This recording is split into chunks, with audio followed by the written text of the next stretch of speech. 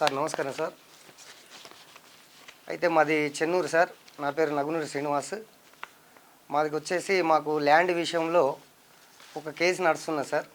Chennur advocate Sarath Kumar గారు, వారి high court Vakeel.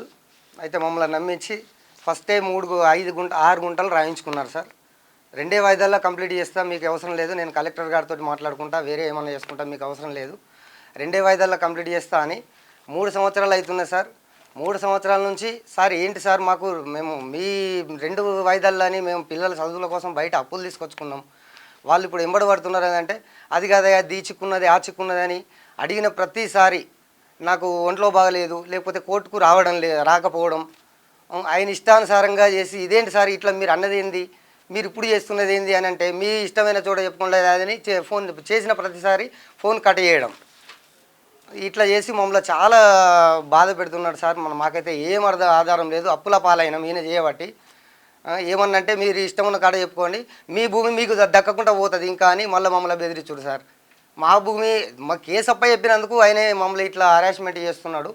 Already 6 గుంటలు ఇది రాయించుకున్నాడు సార్. ఫస్టే కేసులో ఉన్నది, ఇప్పటికి కూడా కేసు కంప్లీట్ కాలేదు. కేసులో ఉండగానే సేల్ డీడ్ రాయించుకున్నాడు సార్. మమ్మల్ని మోసం చేశాడు. భూమి చెన్నూరు శివార్ 584/85 2 ఎకరాల 4 గుంటలు సార్. దాంట్లోకి వెళ్ళి 6 గుంటలు ఫస్టే మెయిన్గా రాయించుకున్నాడు. 6 గుంటలు నాకు ఇస్తే నేను 2 వాయిదాలా కంప్లీట్ చేస్తానని రాయించుకున్నాడు. చెన్నూరు శివార్ లోపలిది, సర్వే నెంబర్ 584/85 584A 585. హైకోర్టు వకీల్ శరత్ కుమార్ మా ఊరు ఆయన కేసు అప్ప చెప్తే మాకు చాలా ఇబ్బంది పెడుతున్నాడు.